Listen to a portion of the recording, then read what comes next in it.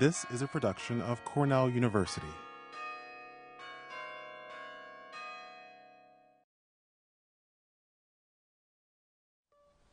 Welcome to the podcast of Mann Library's Chats in the Stacks Book Talk series.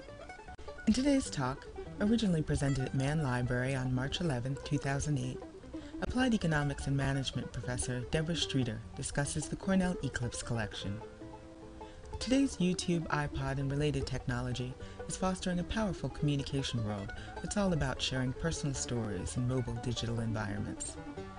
Deborah Streeter has spent the last decade using the best of these new approaches to bring the authentic voices of entrepreneurship, business, and leadership into the classroom. In this presentation, she shares how rich media, video, and audio works to connect the Cornell campus with the outside world. Using her interviews with leaders in business, government, and nonprofits, Streeter has created a collection of over 10,000 video clips and more than 40 podcasts that are reaching users in more than 1,100 universities in 75 countries. Thanks to everybody for coming today. I see a lot of familiar faces in the audience, but I also see a lot of new faces. So it's 5:30 and classes are done. So I did not approach this as a lecture as much as a conversation, a chat. So I have some material, I'm going to talk about it, but I hope you'll jump in and ask questions at any time. When I thought about how to start talking to you about Eclipse, eclipse.cornell.edu, which is our site, and my 11-year project, I thought what better way to get you intrigued than to bring you some of the voices of Eclipse. So I'm going to start with giving you a little bit of a snippet. I really brought 12, 13 voices with me today to play for you. And I'm going to play the smallest amount. We discovered this is a very echoing space, so a couple of the clips may be a little bit difficult to hear, which is unusual they play very well in the classrooms. But I wanted to show you the variety of voices that you could listen to when you go to Eclipse. And I started with the very young. Matt Ackerson up in the left-hand corner there is a 20-some-year-old who started a business while he's a Cornell student. And here's just a little comment when we asked him what he thought he had learned so far. What is the major lesson I have learned? Just really the importance of people in business. Now you see the pause that he gave before he answered that, and you might think, well, that's not such an unusual answer. But for a 20-something entrepreneur, a lot of times they think it's all about the idea, whereas in business it's really more about the people, more about the execution of a business idea. Next to him is one of the older. We have several Eclipse voices that are in their 80s, and this is Sam Seltzer. He's contributed tremendously to the entrepreneurship program at Cornell, had a family business for years, and here's just a little comment of him talking about why he really evangelizes with people to run their own companies. To get the best kind of life you could possibly want for yourself and your family is to be on your own in business. You know, that's just a little snippet of Sam, but it's sort of this testimony that he has about the level of control that comes with running your own business. Then he goes on to talk about all the ways that you pay for that control. Up in the corner here, I'm sad. I'm not going to be able to play Muhammad Yunus because I don't think you'll be able to hear it well in this space.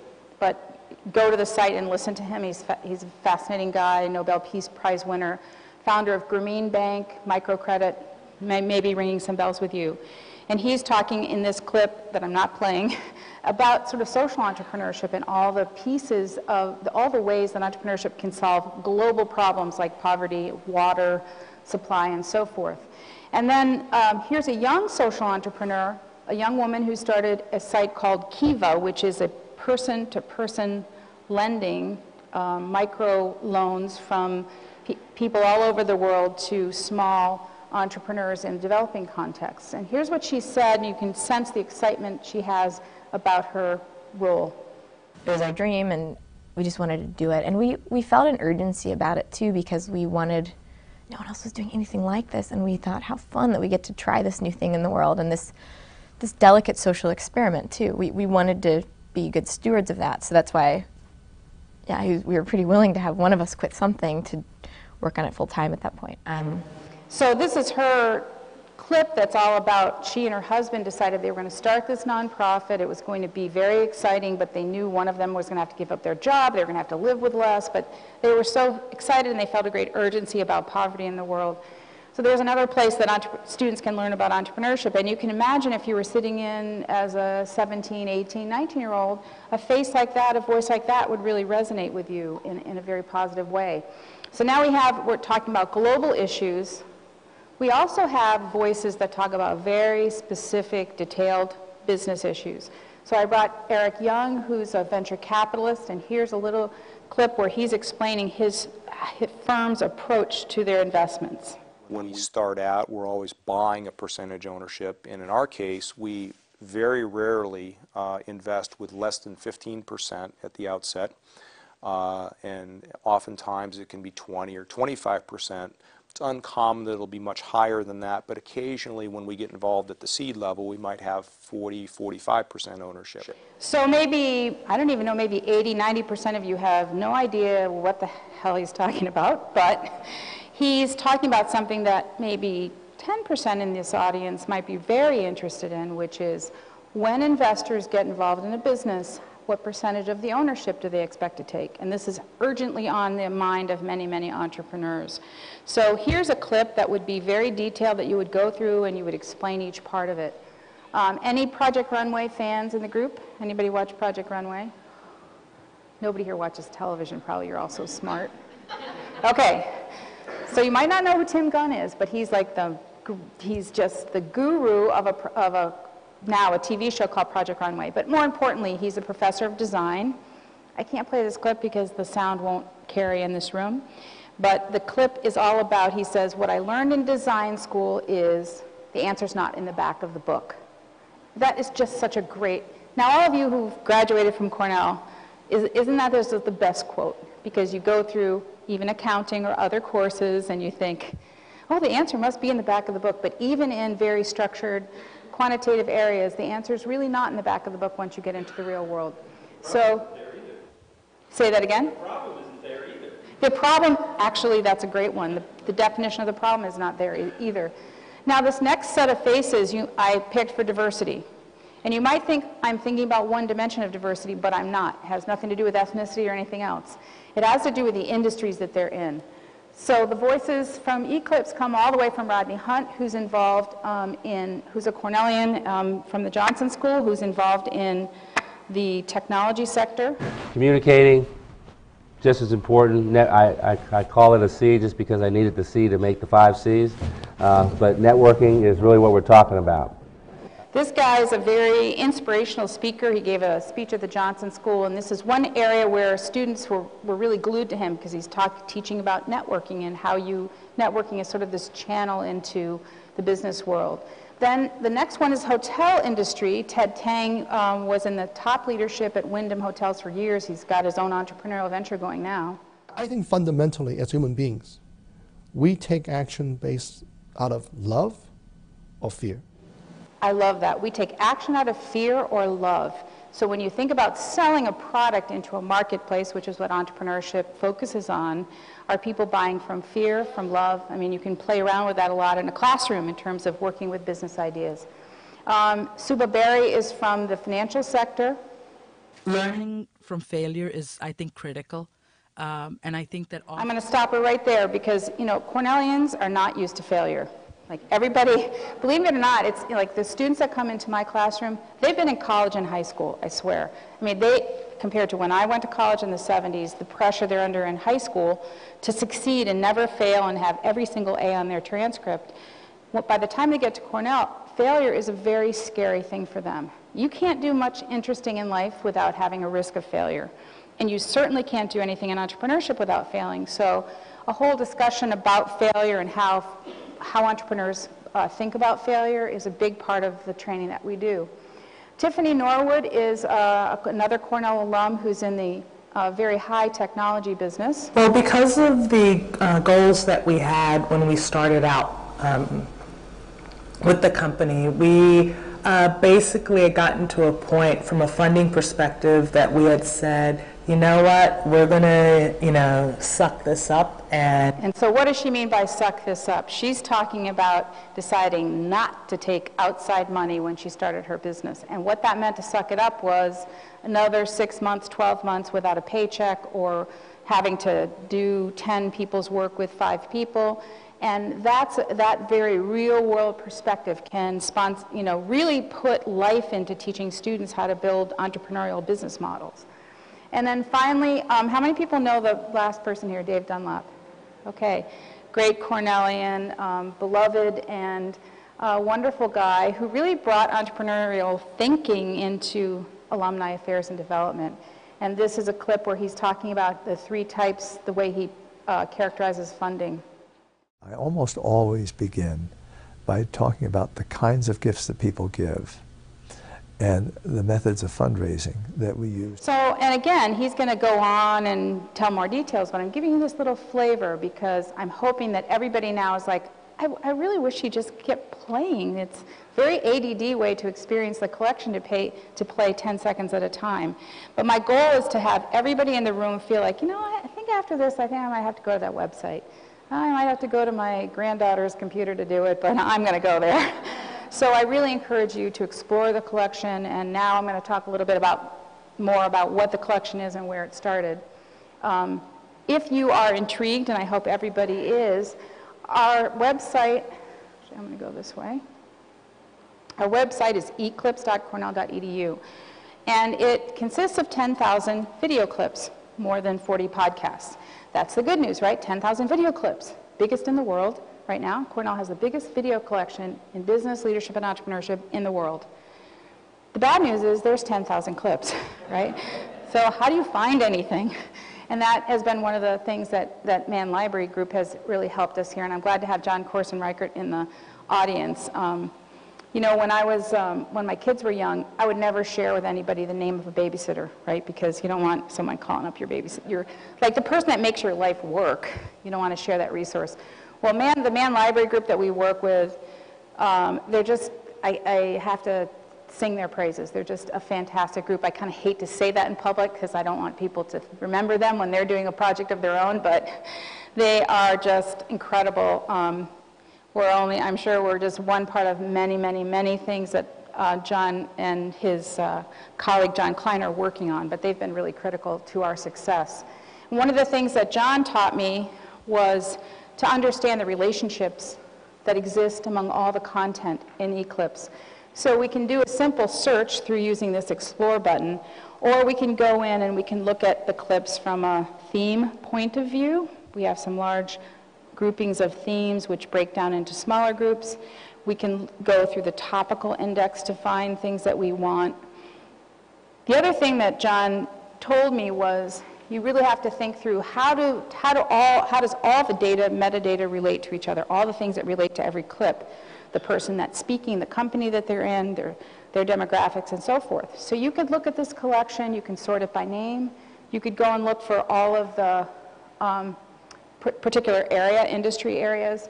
You can sort by gender, by age, and then many of our users asked us to put up race and ethnicity because they were interested in finding faces for their classroom that would resonate. So the site primarily was built for educators, but as we'll see, it's gone far beyond that.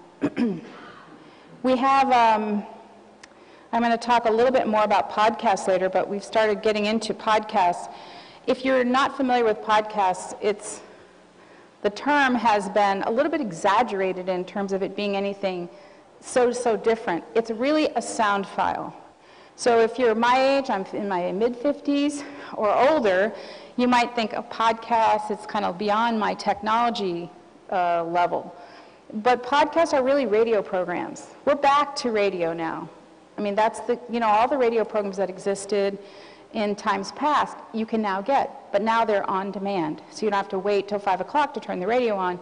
You can go to the site and listen to an 8, and now, because we live in an ADD world, we started out with 20-minute podcasts, and students said, absolutely not more than 5 minutes. So we compromised between 5 and 10 minutes. So these are short programs that we've put together, and they take clips from various parts of the site and add some narration and have a little music, and I'll play the beginning of a couple of them later on. So podcasts are really big, and then if you get here and you're like, I don't even know where to start, you could go to our blog that's written by one member of our team that actually lives in North Carolina. And the blog tells you about current events. And here's another, this is a clip sequence we put together for Jessica Flannery.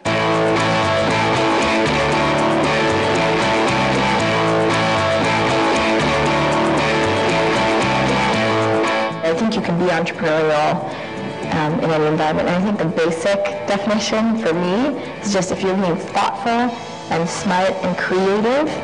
So the blog is a place where we try to get people connected to the real world, things that are happening now. And Kiva's been in the news a lot, so the blog links up what's in the news with what's in our collection.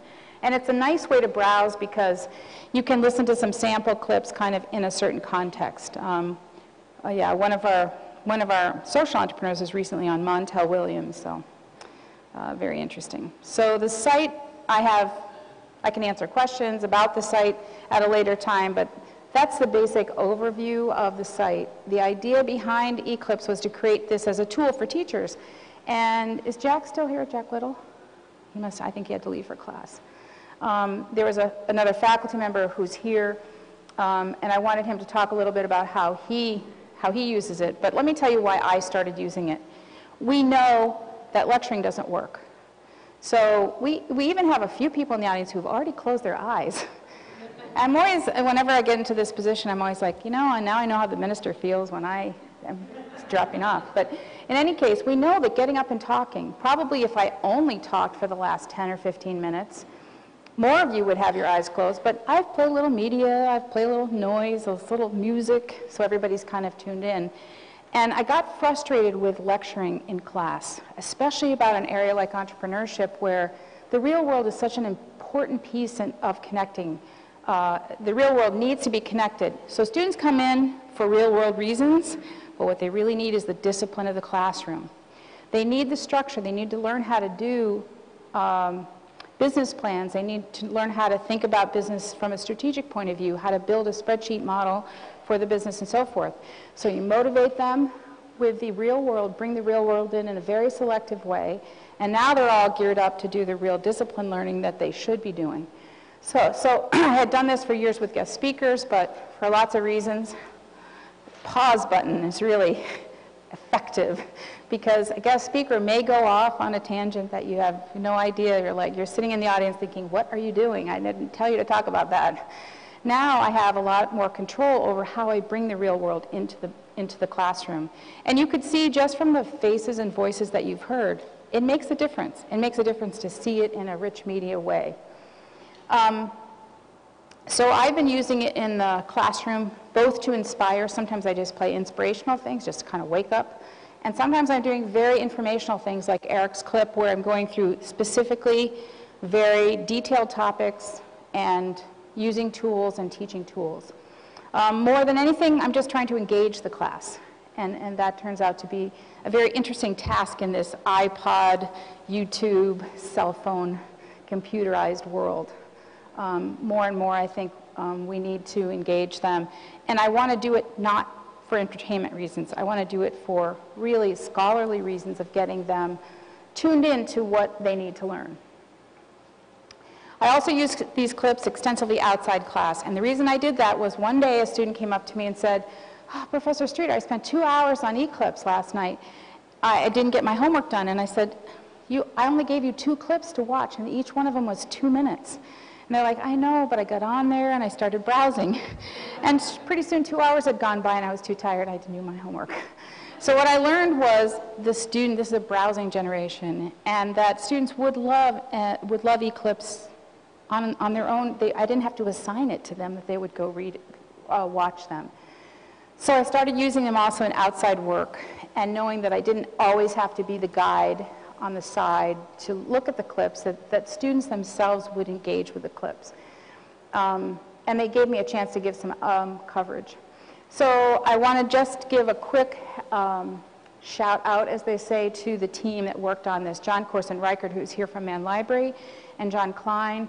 They are the genius team that put together the database, that work with us all the time on programming tweaks that we need. It's getting close to being on its own, and I know the library wants to take Eclipse and make it even a more generalizable tool. So that was just an incredible find to be able to be involved with Mann. I can't say enough good things about it. And that requires the support of Janet McHugh, so I thank her as well. The production team, and you saw Jamie Klusnian was here running around with EXO cables and stuff, brought a lot of professionalism into our operation, and Manuel Laura is also part of our media team. In North Carolina, we have Kirsten Barker, who knows more about eClips than anyone, because she tags them, gives them title, keyword, collection. Think about the idea of organizing 10,000 clips into some kind of meaningful thing, and she's not a librarian. So she's been fabulous. The Entrepreneurship at Cornell program has been very important to us, and we've had lots of other funding sources as well. I also wanted to acknowledge there's been other people who have interviewed and have made contributions to this site. So I really thank them as well. The idea behind eClips was to create a tool for me in the very beginning, and it got way beyond that. So one of the things I'm really proud of is that we've created a tool with a great deal of good content, and then we have a great user base. We're being used in more than 1,100 universities and colleges in 75 countries. We've had a lot more international interest than we ever had anticipated. And we've had Cornell visibility, and we've even had national visibility. Last year, I received the 2007 Olympus Innovator Award for educators. And that was such a great thing for the whole team, because I think really this is a place where a place like Cornell, you can do this kind of work. You can do something that takes investment, that takes collaboration across units, and so that's been really cool. We worked hard on making it easy to navigate and branding it and getting the chance to scale it. So we do more clips now than we did, let's say we do 2,000 to 3,000 clips a year now than we did even a year ago, and that's been an interesting achievement for us. We also have been working, and I don't know what schools everybody here is from, but we have a great relationship with the Johnson School, and the Hotel School in particular are really working with us to put content from their programs into the site. And the foundations like NCIA and so forth have really been interested in using us because we're streamlined, and once you have that critical mass, it's great for other people to start becoming part of that collection. Over the last year, we've really tried to broaden our coverage. When I started out, it was like business planning. I teach a course in business planning, a course in small business management, and a course in sort of gender issues in business. And those were the 3 areas that I really wanted to populate. But then other people started saying, what about my finance class? What about accounting? What about ethics? What about, and as it turns out, when you sit down and interview someone about their journey, all those topics are embedded. So we started really saying, well, what are the areas of content strength that we can work on? And these are some of them. The last thing I want to talk about is some of the exciting new stuff that we're doing now. And one of those things is podcasts. And there are several podcast shows I want to recommend to you. One of them is called Sound Advice, and this is Kirsten Barker, our North Carolina person. So here, in case you've never heard a podcast, here I'm going to play just a couple seconds of the beginning of this podcast. Notice that you'll see when you get to, and this is something actually I should have shown earlier. When you get to the clip level, podcast is just an audio clip, you can go and take a look at the company information for the speakers, and you can see their bios, you can see what themes are featured and so forth, related clips. So once you get to the clip level, there's quite a bit of information available. Here's the beginning of one of the podcasts, and this is a podcast about how to put your resume together. And there's a couple of teaser comments, and then the speaker will come in. You can sit there and project, look, I did this, it was a challenge, I got my hands around it, I learned, okay? It just wasn't a textbook, it was practical, and I turned it into something, and I'm proud of it. That comes through. That's what we look for. When you can speak about experiences where you had to lead, motivate, inspire, or coach a group, no matter what environment that is, that speaks a lot to your credibility as somebody who can motivate, train, inspire, coach on the job? I spent 8 years working for. You spent 8 years working for. That sounds like time serving to me. And you were watching your watch all the time that you were there. Welcome to Sound Advice, the brief audio download that brings the best of Eclipse to you. I'm Kirsten Barker. So the podcast goes on and sort of plays out that theme. Kirsten does podcasts that are on certain themes, and then we have another set that I've created that are really more teaching-oriented. So here's one that I started, that I did on kind of an overview. I did inside the business plan, so this is one of the overview ones. And the first clip that you're going to hear is one of my favorites out there. I think it's visceral about business planning.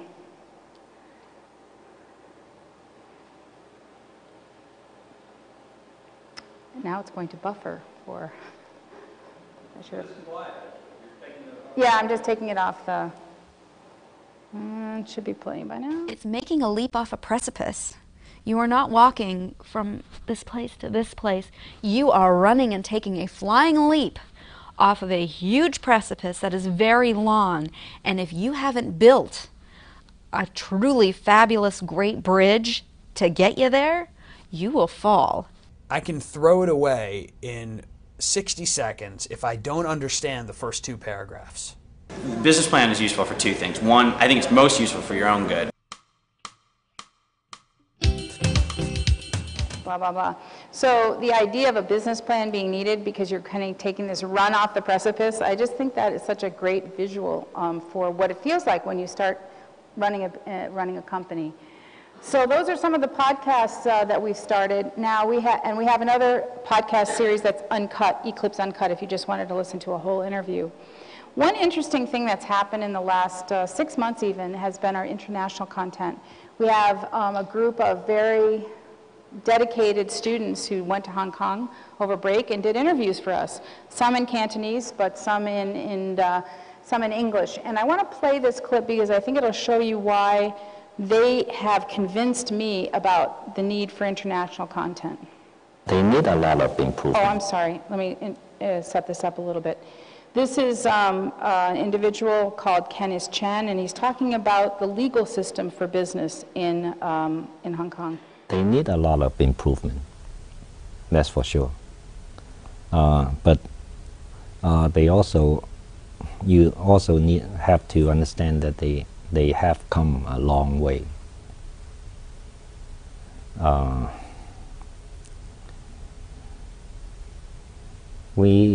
They had the communists took over China in I play that clip because I think the body language in this clip is very interesting. You can see him hesitating. He's going to talk about communist China. He knows he's going to have to be careful about what he's going to say, right? And as soon as he starts talking about it, it's giving him a migraine. So one of the things that this does in the international context is to show students this is a very tricky area. You know, you can get up in the United States, pretty much say whatever the heck you want about any politician, and that's not going to be true in other environments. And the legal system is deeply affected by that, and that deeply affects business. So I think that's really cool. Today, on this very day, we have 3 interviews going on in Brazil. We have a great interviewer there, John Seidenstreicher, who's working with a team of people to create some content in more of a developing context, and lots more to come. We're working on a student portal, and one of the things that we've faced as part of our challenges has been funding, always funding. And as part of that, we've started some commercialization efforts. And Janet McHugh calls this sort of a new publishing model where we're going to commercialize and bring funding back to the Eclipse program within the university so we can keep this important database continuing to develop. We had a lot of surprises, a lot of things that I didn't realize would happen. An entrepreneurial student of mine called and said, you know, I'm so discouraged. I'm in the first 3 years of my new business, and sometimes I'm working late at night, and I'm just running out of steam. He goes, I just go to Eclipse, and I just kind of get so inspired. And I mean, I was very moved by that because I've worked with this young man quite a bit, and the idea that this is the whole idea of using wisdom from entrepreneurs to move the knowledge on.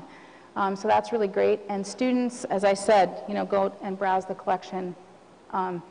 An unnamed corporate person who has researched all of the collections, including Stanford, Harvard, and others, said, you know, basically, you just have the best collection out there, which I think as Cornellians we should be really super proud of. And I just noticed that one member of the Eclipse Asia team is here, Shifan, and he's one of the students who worked in Hong Kong, so if anyone has questions for him, feel free. He came into my office one day and said, I really think the Eclipse Asia is a project that's worthwhile. And I'm like, okay, fine, yeah, why don't you make me a plan? He shows up in my office dressed in a suit with a PowerPoint plan and a budget like a week later. We're going to Hong Kong, we're going to do these interviews, and now we have one of those interviews in the collection. I mean, it's really a cool place to work, Cornell is. This is the kind of individuals I get to work with, so I come to work happy every day. The university is going to take Eclipse in this broader, newer direction, which is great because then we can use this for other collection needs and maybe link other types of information. So I'm really excited about that as well, and I think if there are questions about that, I think John, or I think, is Basima still here? She may not be here still. I'm sure John would be glad to answer. I love Kevin McGovern, who's a Cornellian with a lot of entrepreneurial experiences, says, you know, what's the fuel of the insert any project? Cash. So funding is always, you know, has been an issue for us. We have built this on we've really bootstrapped it and built it on a shoestring, which has been really good for us because we have to do everything the best way. And we haven't spent a lot of crazy money out there. So next, my last clip here is I hope all of you will catch the Eclipse Fever. If you want to know where to start, I created a whole list of my favorite, some of my favorite cases and clips. And unfortunately my printer broke while I was printing it, but I will be glad to email it to anyone who wants to know where to start. So I picked, you know, a couple people from several different categories, and I'll be glad to share that with you. This has been a production of Cornell University, on the web at cornell.edu.